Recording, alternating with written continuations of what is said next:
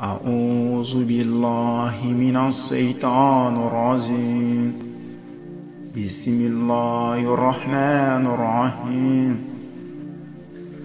السلام عليكم ورحمة الله وبركاته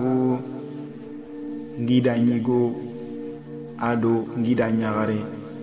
ka bismillati Allahu subhanahu wa ta'ala qifare Muhammad wa Rasulullah sallallahu alaihi wasallam isan kam hiruneni no nyeruni ay Allah fare isan kam wakati be Allahu subhanahu wa ta'ala akembe gali tunkan ju tunkanga agari harana onkini Allah fare nga kisedo ne magada ngada tunkunu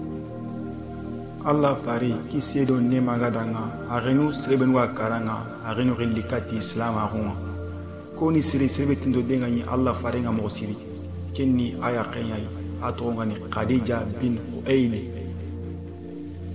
aya qebe agar kati tampilde sineya birene akaranga Allah fari kisedo ne magadanga ama tora sori agri Khadija banga nanda kataya anyamula mosiri agarina ghirikat islam arunga arina ndunga islam arunga bati bane nohone Khadija arina islam arunga karabane mutu islam arunyi tagandira billahi tagandir hanani Allah farenga kisedo ne magadanga tagandira hilani ayaqi Khadija bin Huayli hari watino ores dungoku igana Allah fare kisedo ne magadanga igana khinu igatorno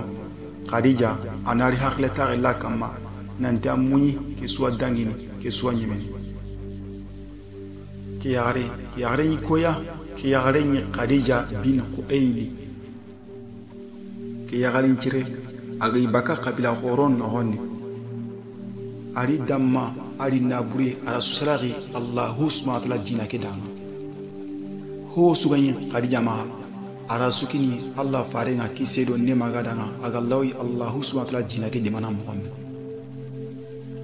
gelli wakati bi Allah fare kisedo ne magadanga agara Khadija kat islam agunga arna nu islam agunga ali Khadija kamana Allah fare ngan kurazendi mohombe kat islam agunga hari quraysi Allah kutanoku igana hoburenya Allah fare nga kisedo ne magadanga Khadija anari hakleta la kama Allah fare kisedo ne magadanga ada dunkonu ay hakleta mbanai ida ke karanga Allah fare kisedo ne magadanga anye Khadija mulla mosiri maga konto mungundo Khadija batenga abada abreke mu manchu nogondi akonto mungundo Khadija ya abada barna ayani sirana be demati Allahu subhanahu wa ta'ala jinakeya Allah fare kisedo ne magadanga agadna yagre beri Khadija fatihalle atongani Aisha ati Allah fare kisedo ne magadanga ama mungulo Khadija yi abada barna Khadija ara Allah fare kisedo ne magadanga ada dunkunu ara demande be sesugo makatna demande be menkinai kota yego Allah fare kisedo ne magadanga ada dunkunu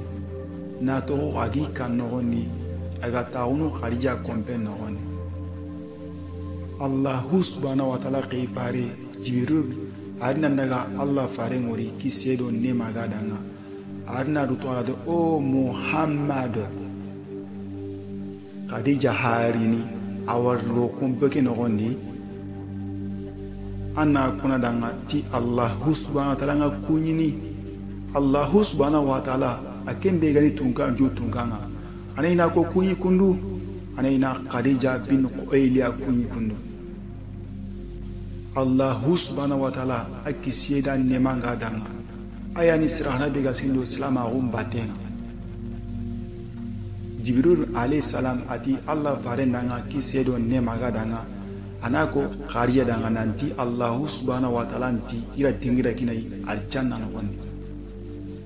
keni mani dingira nambe keni dingira be anganta tora su simana ano wonni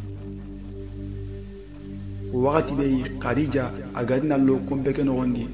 Allah fare kisedo ne magadanga ada dunkunu adna qibalingen ko Khadija danga Allah fare kiseno nema gadanga ati Khadija danga Allahu subhanahu wa ta'ala akembe gal tungan jo tunganga ati wan kunyini atira dingira kinanga aljanna no gonde dingira be anga da toro susi mana no gonde Allahu akbar kara da gonne tenen kam ko siri Khadija agar ni himbe jabi Allah fare nga kiseno nema gadanga Khadija adna do to Allah fare nga ati Allahu al-salam amati gawa kuinde ke sana kati Allahu subhanahu wa ta'ala ati kuinde ni Allahu subhanahu wa ta'ala khallenya Allahu as-salam apre Khadija ati Allah fare nanga ana Jibril alayhi salam koni idanga kama wariba Allah fare kisedo ni magadanga agarna ki khiballe be ko Khadija danga yabo Khadija an kauna no ko kita arjana no honde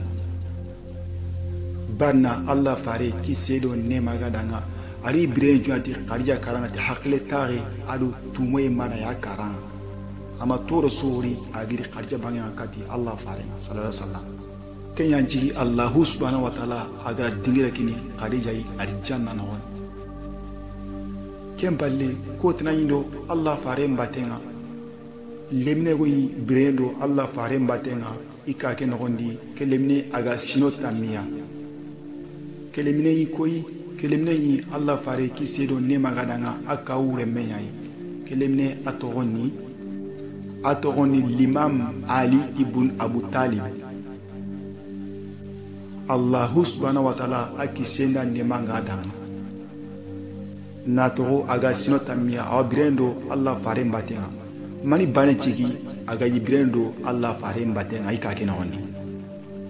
mani bane chigi aga ibrendo Allah fare mbatenga barna sine woya kore dungoku irina kote kore wori ado tambi kore ken kote kore no ni sado Allah subhanahu wa ta'ala harana ngarni Allah fare nga kisedo ne magadanga Allah fare kisedo ne magadanga arna ne kawori atongani al abash arna do ala o ngaw Abu Talibi lemu ngobonga maga o bana nsu ona dema ona remwe onu kinya o bangenga al Abbas akelina Jafar ibn Abu Talib akelina kemutu kemballe Allah fare kisedo ne magadanga akelli Ali ibn Abu Talib utu kisedo ne magadanga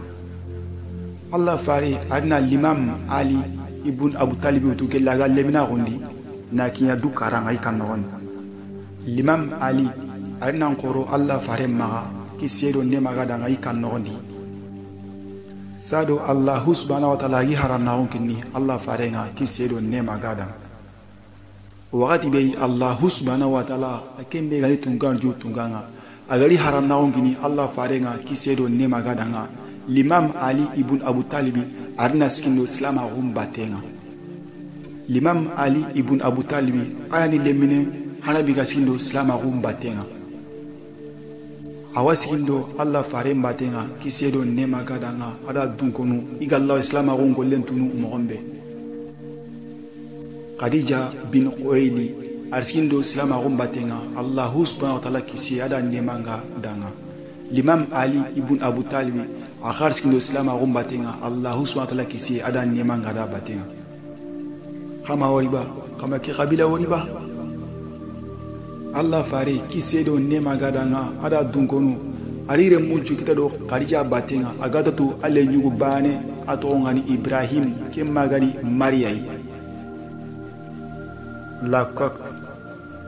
mani baneti Allah fare kisedo ne magadanga ada dunkonu agalante Khadija kanna mo siri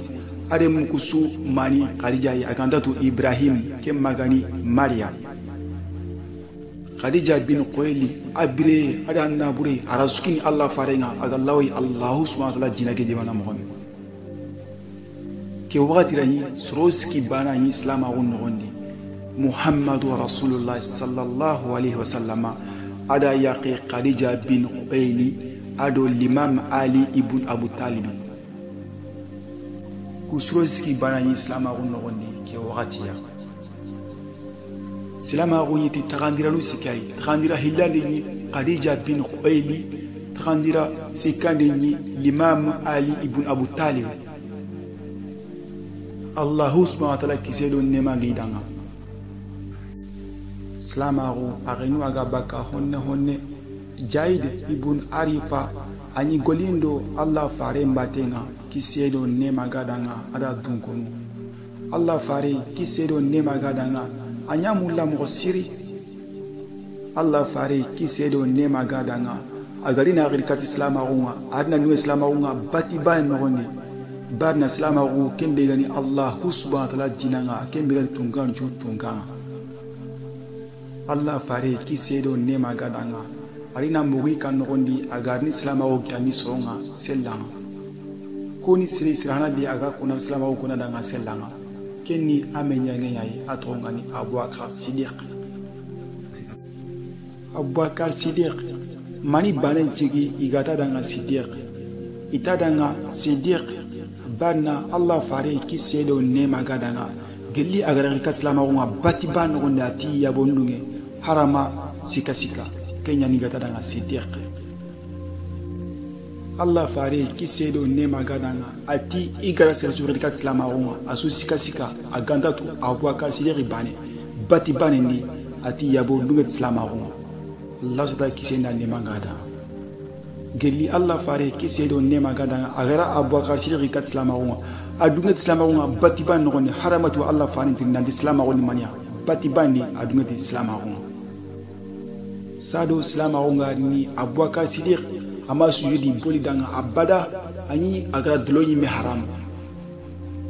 Abubakar Siddiq ani sire sorirante al amin ani sire telemonteya reisi Allah ngutano ko sunyi Abubakar Siddiq duti asoriraunga ada honna jiraunga Abubakar Siddiq ho sugani junubu bure ay datun bakakenga Abubakar Siddiq ay tindono Allah farenga kisedo nema gadanga ada dungono ani Allah fare mulla mo sirinjiri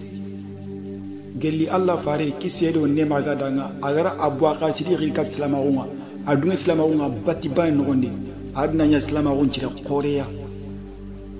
gelli Abubakar Siddiq agaro islamaru nogondi agenu agasron likati Allah subhanahu wa ta'ala bari batienga akembe gali tungal ju tunganga Abubakar Siddiq agenu srebe nugada karama agenu likati Allah subhanahu wa ta'ala bari batienga Abubakar Siddiq ayanda Usman ibn Affan ron islamaru nogondi ayanda zunure gando islamaru nogondi kusro igara golli sida sunya islamaru nogondi Allah subhanahu wa ta'ala awame kini Abubakar Siddiq ya Allahu akbar Abubakar Siddiq ayanda Zubairi ibn al-Awan gharondi islamaru nogondi agara golli sunya islamaru nogondi Allah subhanahu wa ta'ala awame kini Abubakar Siddiq ya arina Abdurrahman ibn Auf gharoni islamaru nogondi arina Talha ibn Ubay Allah gharoni islamaru nogondi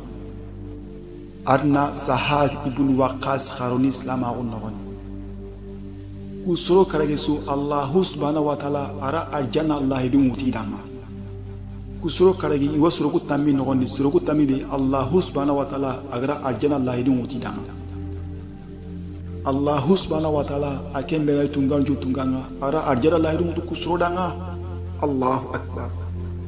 gelli Abubakar Siddiq agro islamaru nogondi aginu aga sonon kelli kat islamaru kusro karagi be Allah subhanahu wa ta'ala ngara arjana lahiru mutu danga yo islamaru ti Abubakar Siddiq asbabu kama kay goda ki honna jira gori ba islamaru aginu aga baka honne makka nogondi kama oriba Allah subhanahu wa ta'ala akembe gal tungal ju tunganga akama islamaru magandi honne Allah subhanahu wa ta'ala adna islamaru magandi honne na to makango ku imabra khala Allahu akbar gelli islamaru ngari wagati be Allah subhanahu wa ta'ala arado saleliti dome Allah fare kisedo nema gadanga ada dunkonu ara salleke mo gontu kamo Jibril alayhi salam ari Allah fare mbangenga adu Allah fare iri bogu sellanga dome hadamare munju imanga gore adu malaika nju imanga gore irna bu dome sellanga irna daga makka sellanga wakati be igarna mugu makka debino kedi ibaniga deben palle Jibril alayhi salam arna nyege katoti kamba huji bane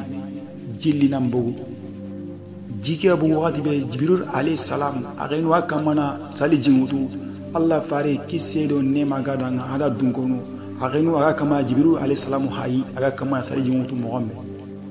Jibril alayhi salam adna sali jimongo yi Allah farenga Jibril alayhi salam agarno ta sali jike wati be Allah fare kisedo nema gadanga agarna sali jimutu ko Jibril alayhi salam gar sali jike wutu muhammad wakati be Allah fare kisedo nema gadanga agaru ta sali jike wutu yenga Jibril alayhi salam adna ngiri nan jigi nan challi Allah fare kisedo nema gadanga agari salli ko aga Jibril alayhi salam wori aga salli ni muhammad kusro hilli irna challi adna Jibril alayhi salam adna Allah fare kisedo nema gadanga adna saliji mogonko ay ado salle mo adna koy Allah fare kisedo nema gadanga kemballe Allah fare kisedo nema gadanga adna jagi nandi kanoni adna tawiya ke Khadija karanga adna saliji mutu mogonko ay Khadija adna saliji mutu ko Allah fare ngal koy mogombe Allah fare salli Khadija adna jalli ko Allah fare ngal salli mogombe kisedo nema gada ayani sirahana bi Allah fare kisedo nema gada aga sirani saliji mogonga ado salle mogonga kenga gati salle ado olengi ko dake salle intabana kenga gati salle ni arakanu hillai kenga gati nga salle mayi nanti arakanu siki uwera arakanu nagati kenga gati salle mayi kununga kenga gati salle asuniti arakanu hillai arakanu hilitanari kahaiti sallenga ube wayase ngado hotana kembale wati be Allah fare kisedo nema gadanga ada dunkunu agadna saliji mutu mogonko yi isaibanu ko ya ado salle mogonko ya Jibril alayhi salam ari awarni Allah fare kisedo nema gadanga awarna tuini tai oga salle jalini wati mu benuya ari awarna tuini tukon kai Jibril alayhi salam ado Allah fare kisedo nema gadanga irna mudome sado kienga baka irna arakanu hilli salli dome ni to dome gali ma kienga to wakati be irna salli hanan ka salli dome irna to dome gali ma kienga renu agati wa qinne honne irna la saran ka salli dome kemballe wakati be kienga nan qenu Jibril alayhi salam ado Allah fare kisedo nema gadanga irna hutu on ka salli dome wakati be kien buru dumbe agarna janko baka khaban nogondi bitengarna lo irna skhon khasali dom illinga kare wakati be sado kienga baka irna fajrin khasali dom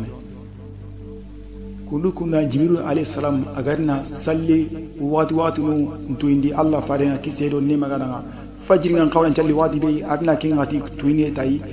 saliana kan jalli qawlan jalli wati be adna kinga ti tuniti Allah farenga ogan qawna la salan qasalli wati be adna qatuni Allah farenga ado gan qawna hutun qasalli wati be adna qatuni Allah farenga ado gan qawna sokon qasalli wati be adna qatuni Allah farenga kisedo nema gada Jibril alayhi salam adna koy Allah farenga kisedo nema gada oga salle jalini wati dum benuya oga adna koy una fajin jalli sado kienga baka ado kenga na to wati be onari saliana jalli ado kenga salo kenga renu renne onari lasan jalli kenga na renu wati be onari hutron jalli kenga na renu kembo dumbe ga sango baka kaban no ni bitenga ro onari so jalli adna sukoy Allah farenga kisedo nema gada ati Allah farenga nga kisedo nema gada sallu jalli ni ko wati noy Jibril alayhi salam adna Allah fare kisedo nema gada asirani saljinga wati mogombe adna sallen ka mogon ko yaya Jibril alayhi salam adna su mogon ko Allah farenga kisedo nema gada ko Allah subhanahu wa ta'ala agara ko danga qur'ana nogondi suratul an-nisa verset kame ado sikon nogondi ama sallen kinoy kundu ara salle ari wakati nya kinoy wan qawna dabari wakati no benuya sallen jirenni anna dabari ti i wakati nya ke wakati islamago agenu sallinga genu bakana wan Allah fare kisedo nema gadanga asaibanu ko genu ga salle monjira na gelli ke wakati ya iwa sallen jallinti i wakati nga Allah fare kisedo nema gadanga ati sahibanu ko danga qasalli ko khayri nga sallini muhammad ati danga qasalli ko khayri nga sallini muhammad Allah fari kisedo nema gadanga ala dungono agana ya mulaya jalli abaka maka nogondi ana deben balle aga tele salli Allahu subhanahu wa ta'ala bane danga akembe gari tunkan ju tunkan watinu Allah fare kisero ne magadanga awi kawre mengudo du batenga Ali ibn Abu Talib kisero ne magadanga Ali ibn Abu Talib ani lemine kenga gatinga abakado Allah fare mbatenga kisero ne magadanga iga Allah subhanahu wa ta'ala tigana na mama iga nyagana igana salini igwa Allah subhanahu wa ta'ala nyagana nanti watanga munna magati sallenga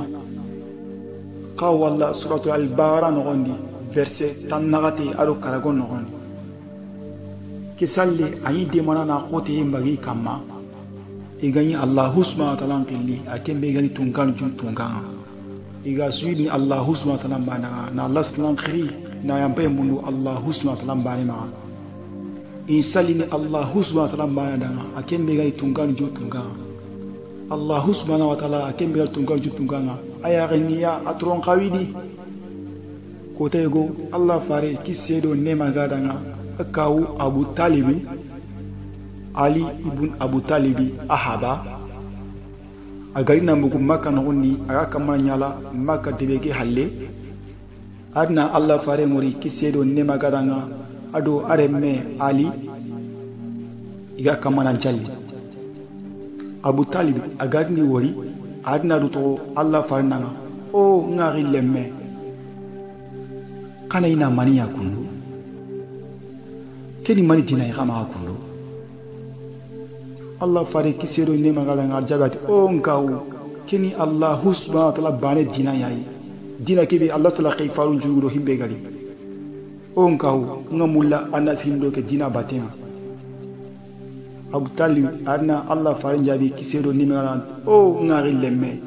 angatu ngi galo dina kebe batenga lante la tun baka ke dina yi o ngari lemme anga kento ngado ke dina be batenga ke dina ni ko wono dina yayi me ngari lemme anga ina kebe debar kundu adabari ti Allah subhanahu wa ta'ala anga ina kebe debar kundu ken hosire yayi amma ga kundu kemballi Abu Talib adna do to Ali danga ire megati o lemme ange ina mani ya kundu Ali ibn Abu Talib Ali haba jabadi o baba naindo Muhammadu wa dina mbatenga kundu njoguntenga yi ngara dina mbatenga nda ngasalinda batenga Abu Talib adna iremme Ali ibn Abu Talib jabi atadanga ati o lemme asindo abatenga antanqilikati hobre abada ti Allah subhanahu wa ta'ala ananqilikati hosire manai antanqilikati hobre ti Allah subhanahu wa ta'ala ananqilikati hosire manai antanqilikati hobre ya kemballe Allah fare kisedo ne magadanga ado Ali ibn Abu Talib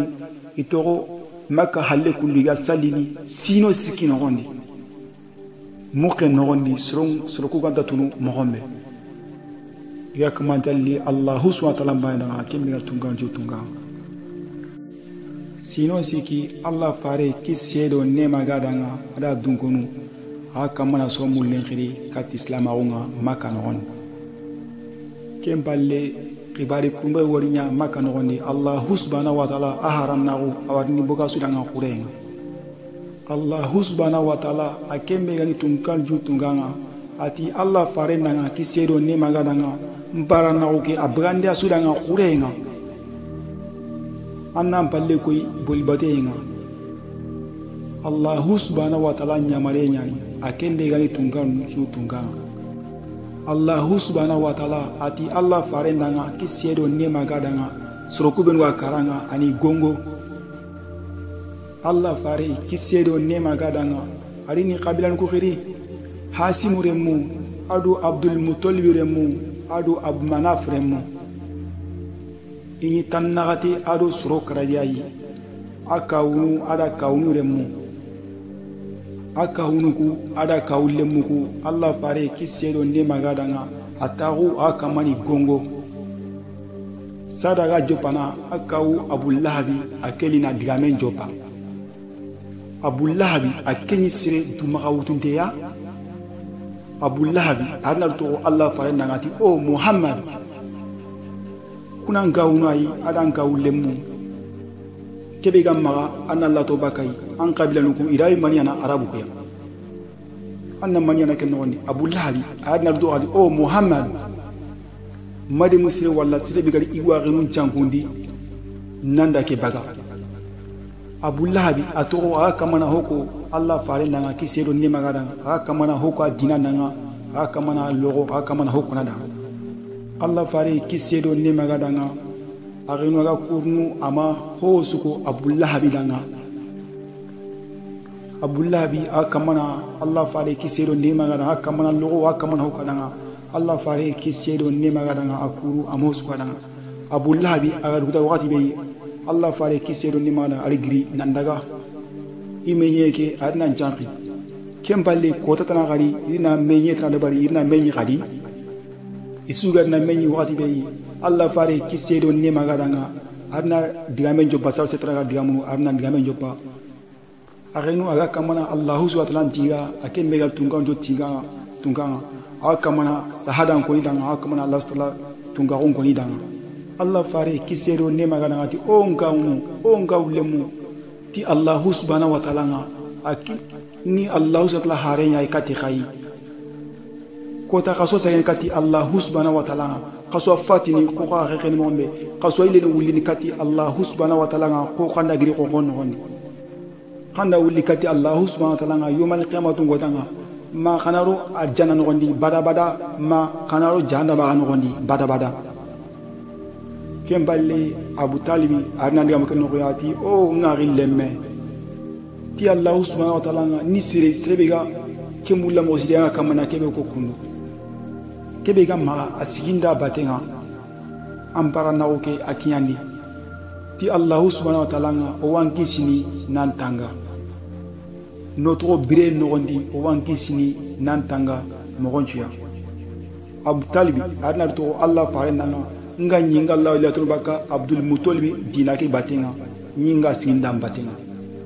kya ko ni nanti anda sindo Allah fare batenga kisero ni magadanga ina do Abdul Muttalib adina batenga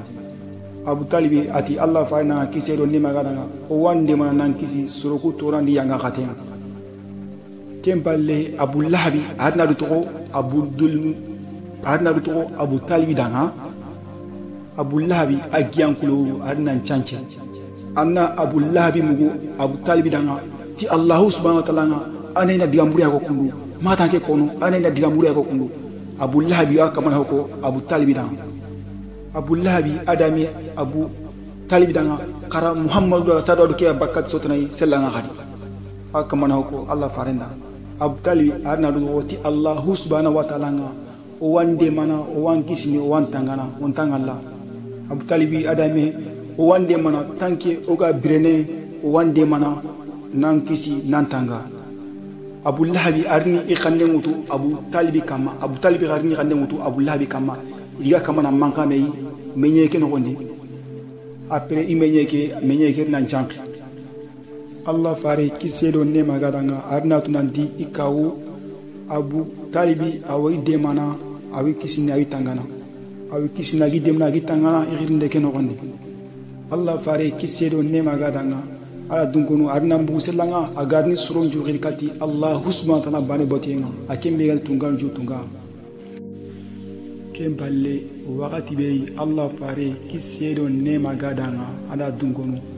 alina Allah subhanahu wa ta'ala haranna o ke kiandi suroko benu akaranga alina Allah subhanahu wa ta'ala kinde mbagani selanga adna mako bukhiri kati Allah subhanahu wa ta'ala bane botenga akembe gali tungan ju tunga Allah fare kisedo ne magadanga ara Allah subhanahu wa ta'ala haranna o ke ala kiandi mako ya kamo kibare woyi maka ko kuma serebe angana na kibare kiandi ya anganya na mogombe serebe angana mulana kibare kiandi kures dungo kuya anje na gidin ko tewa kama iga khili safar suron juga meini no gombe ya kemballe Allah fare kisedo ne magadanga ada dungonu adna njile ke gidin ko diga kama iga khili safar Allah fare kisedo ne magadanga aga se gidin ko te kama aginu aga suronga ngu adame o oh Quraysh Allah fare kisedo nema gadanga akamana surku gangu adame oh Quraysh suron kenga kamana non pai suroku ito metri nini kuna ina suron kiri kundu suroku idna to medanga Muhammadu alayna suron kiri kundu sire sorirante ado sire tongunte al amin eti maka khirse wani aga khindi ni kunusu angana iqibar nhanta qure wanu Allah fare kisedo ndema gada akamani gangu wadame oh Quraysh Allah fare kisedo ndema gada agenu akamana qabilan ku khipi itogonunga banambane adna du to oh Abu Manaf remuku oh Abdul Muttalib remuku oh Hasim remuku oh karsa remuku akamana qabilan kusuki kitonga banambane masro kusugari kahume wati be nalli gidingo tikebe to safar awre Allah fare sallallahu alaihi wasallam kama hal sebi gama katna ndaga andago xey nanti andaga xibar ki terga xibar be ganu anara ko nandanga suruku kamala metindi maninya kundu suruku da medanga manda kita kundu maninya kundu masro kusugari timme gidingo tike ure wati be asugari nambugu maka sugari bugu wati be nalli gidingo tike no khuma gidingo tike be gari safar asugar timme wati be kemballe Allah fare kisedo nema gadanga adna du toko makango kudanga ati makango kudanga na ko kadanga nandi kuru gore mbay haleri nalli igarni khanu kay qasakinga ba ese ngana ko kadanga nanti arime njema qorum barni makano keno ni gadni khanu kay qasakinga ba ese ngana ke dami ko kadanga qasakinga ba qasakinda ke dami ba ken digan qoray makango ira Allah fare njabi kisedo nema gadanga o mamu gare kono abada al amin sira tongundiana angana kengo wasakanga amma gare ko abada angana kengo nanga wasakanga isuti medanga yabo Muhammad angana kengo wasakanga barna sira tongundiana amma gare ko abada Allah fare kisedo nema gadanga arna rutona ati ni gongo nana nangiri Allah subhanahu wa ta'ala banginga kati khay lina gongo kati jahannaba turanga li Allah stala gongo nana nga kati khay na kisbaka jahannaba ya suruku ina duto anti mani anaina mani ko kundu Allah fare kisedo ni magana akodinadi oh Quraysh kana khayon kinno khate lotun baka imbenga lante hosu na kadanga Allah subhanahu wa ta'ala baginga oh zuraremu kada khate lotun baka imbenga lante hosu na kadanga Allah subhanahu wa ta'ala baginga oh Abdul Manaf remu kada khatilatun baka imbenga lante hosuna kadanga Allah subhanahu wa ta'ala bangenga Allah fare kisero ni magana ala kabila kusuri fitonga ti banambane magani kinye ikaunuya oh Abdul Muttalib remu ko kada khatilatun baka imbenga lante hosuna kadanga Allah subhanahu wa ta'ala bangenga arni kaun kusuri fitonga ti banambane oh Abbas ibn Abdul Muttalib ampatelatun baka imbenga lande hosna nanga Allah subhanahu wa ta'ala bangenga o angin karsa o Abdul Muttalib remuku qarakatelatun baka imbenga lande hosna kadanga Allah subhanahu wa ta'ala bangenga o Safiya ibn Abdul Muttalib ampatelatun baka imbenga lande hosna nanga Allah subhanahu wa ta'ala bangenga Allah fare kisero ni magana arni kaun kusuri tonga banambane kemballe arni le nyagalen bai Fatima kingati Fatima awale mina hundi Fatima hisse sebet ndo denga Allah farenga mosiri Allah fari amoche akaram manjuni Fatima ye kiselo nema gadanga Allah fare arnarto Fatima danga oh Fatima ndirindi nga kebiga linga nga nanyanga nanga ndirindi kebiga linga nga nayandanga me la tubaka yimbenga lanti hosu nyandanga Allah subhanahu wa ta'ala bangenga lante hosuna nanga Allah subhanahu wa ta'ala bangenga yumal qiyamatu godanga sir sulantu hosuno sir suya habirante hosuno lemme ante hosuno habi sagirante hosuno lemme ante hosuno sagi yumal qiyamatu godanga hosini mai yemali ramatu kota me lemmenga urni habai habenga urni lemmenga saringa urni lemmenga urni imai Allah fare kisedo nema gadanga adame o Fatima am patelatun bakai mbenga lante hos jannanga Allah subhanahu wa bangenga makanguku isuri nan kadoku igadna kiriba be mungu kundu makanguku suto kudene iga hayni koli digamu akawu Abu Lahabi kenya le digamu Abu Lahabi adna ruto Allah fare na kisedo nema gadanga yanga katenga nyakangama katike keki akhinni subhanallah kama Abu Lahabi mubarak hime ko Allah fare na Abu Lahabi adna ruto Allah fare na kisedo nema gadanga kanji angro suri no subakandi katanga kenno konne Allah subhanahu wa ta'ala akem megal tungal jutunganga adna Abu Lahabi jabi Quran sura goyi tabat yabda Abu Lahabi Allah subhanahu wa ta'ala adna Abu Lahabi jabi sura nogoni Quran nogoni Allah subhanahu wa ta'ala ati Abu Lahabi aw buini jahannaba imbe nogoni Allah fare kisero nema gadanga ala dungonu agenu akama son kirkati Allah subhanahu wa ta'ala bane batiyenga aw kamana jalli sonya gonjonga aw kama son kirkati Allah subhanahu wa ta'ala bane batiyenga amakanu qures dungu kafirun ku yanga katenga amakanu so ku bahimbe kuno amakanu kenkai Allah fare kisero nema gadi ndiga kanen bayke na soron kindi kati Allah subhanahu wa ta'ala bane batiyenga akembe gal tungal jutunganga gina Allah subhanahu wa ta'ala bana bata ado kubingo asigin do mbatenga dana sirbiga Allah subhanahu wa ta'ala kutana kempalle wakati be Allah fare kisiedo nema gadanga ada dunkonu aharan nauke akenu sankini makango kudo menaganga Allah fare kisiedo nema gadanga ado Allah subhanahu wa ta'ala ke dina garkati makango kuya ke dina akama jaki makango kudo menaganga kirina ndi quraysi Allah kutano kuya me irante hos dabarni kenogoni badna Allah fare kisiedo nema gadanga ada dunkonu akawu Abu Talib ina korosi Abu Talibi au kamana Allah fare korosi kisiedo nema gadanga ada dunkonu Abu Talibi au kamana Allah fare korosi quraysi Allah kutano kuya imakatna hobresuya Allah farenga kisiedo nema gadanga Abu Talib ayi haklen toko Allah fare nogondi aga korosi mo siri ayi quraysi Allah kutano ku yontono nanti matindo Allah farenga nato Abu Talibi amo islam ago nyime nogondi Abu Talibi ake mo islam ago no nyime di me Allah fare kisedo nema gadanga ani Abu Talibi waril le menyay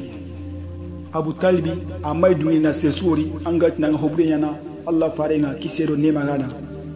quraysi Allah kutano ko hilla semen tawdu ga himena idna suru ko humei na ni de kati Abu Talibiya kusuro irna duto Abu Talib dangati o Abu Talibi amma wariba anga rikiremme akamana o bolul kuka akamana hoko no danga amma wari akamana hoko o dina danga anna munanti o ku khogonu alu habanu isangu deani imani kilisire kama o Abu Talibi ma anna jadanga anara kaso liwega anna masigi o kudado mena khadi Abu Talib adna ndiga musurokuya adna suroku ilani ni denge kembale kota tana gari suroku ilan jage kati Abu Talibiya ina to wati o Abu Talib o ma kuna ndanga ba o gati ananje angari kere mendanga o tananje angari lemendanga amma dabari kitan tronta angari kere mendiba akamana himbe kuno kudanga akamana himbe ko o ku bollu kudanga ado akamana himbe ko o dina no kudanga adaga kamar himbe ko o hondu o habawndanga amma muguba o Abu Talibi anna ko danga nanti anara qiwara ubega anna mbugu oda na hang maga ona wore me masrebe na kati hunendang suru kudna to kono Abu Talibi danga kembali Abu Talibi adna Allah farenki kisedo nema gadanga Allah fare kisedo nema gadanga agari Abu Talibi bangenga adna taw Abu Talibi adna wati o ngari lemme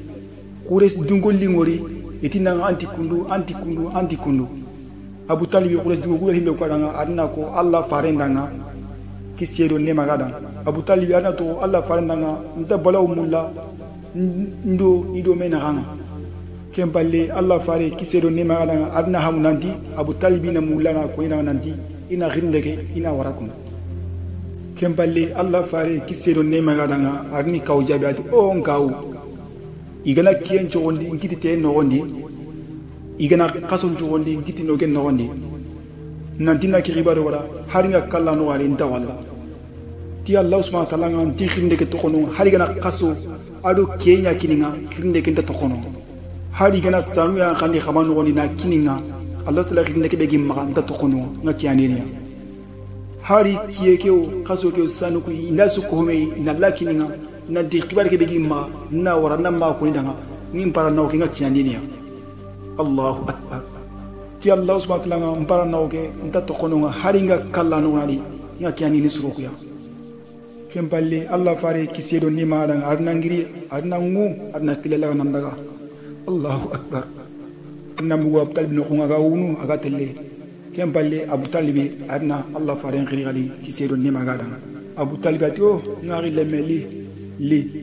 Allah fare kisedo ni magada ada Abu Talib banga Abu Talib di o ngari lemme ho dawari himbe gali ngandanga ti Allah subhanahu wa ta'ala nga sirsulante ho sunyanga ti Allah subhanahu wa ta'ala nga sirsulante ho sunyanga kemballe Allah fare kisedo nema gada ngada dunkunu adna nyagali mo siri adna mbugu akama soron krikati Allah subhanahu wa ta'ala bane batinga akembe gal tungan tunga Allah subhanahu wa ta'ala akembe gal tungan tunga ala sire wara Allah fare ngaranga kisedo nema gada sire biga krosini aga tangana kengani akawu Abu Talib akama ji Allah fare kisedo nema gada nga ado Quraysi Allah kutano kudo menanga igalante hubbe nyana Muhammad Allah fare kisero ne magana akhenu akama soron khirikati Allah subhanahu wa ta'ala akembe tunga jutunganga akama soron khirikati Allah subhanahu wa ta'ala ama kanu Quraysi Allah kutano ku do igoli burnyanga kesuya ama kani ya kama mihamu kubenusia akanne maga ama kanu kenchuya Abu Talib akema dunya islamina me ani khorei Allah fare na kisero ne magadanga ayi sikiado Quraysi Allah kutano kudo menaga ngida nyiro ado ngida nyagare ido uneni no nyeru ndi nyamanda yo maga Allah fare ngisankama Allah subhanahu wa ta'ala watana koyi mi wadangti no segundinga kadanga ya rabbi Allah subhanahu wa ta'ala na kise tangere ngida kasuka mandeng ndang assalamu alaikum wa rahmatullahi wa barakatuh